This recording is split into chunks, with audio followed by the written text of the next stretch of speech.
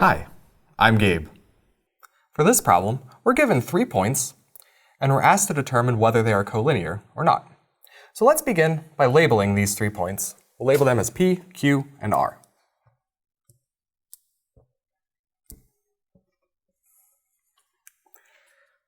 Now what we want to do is we want to use vectors to determine if these 3 points are collinear.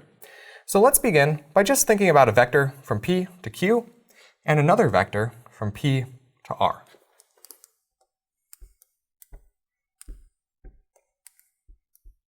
So we can write the vector from P to Q as 7 minus 5 as the first component, 3 minus 4 as the second, and negative 1 minus 1 as the third.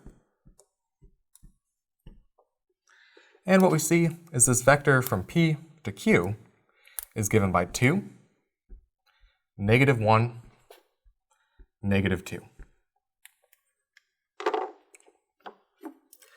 Next, let's go ahead and let's look at the vector from P to R.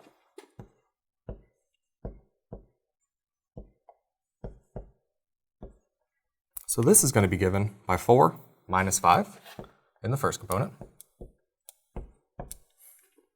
5 minus 4 in the second, and 3 minus 1 in the third. So this vector PR is negative 1, 1, 2. So the whole reason that we're looking at these two vectors is because we're looking at two vectors which share a common point, in this case P, and we want to determine if these two vectors are parallel.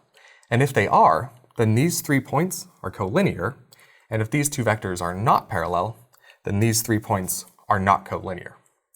So just by observing these two vectors, we see that there's not some scalar or some constant s, so that PQ is equal to s times PR, which means that these two vectors are not parallel.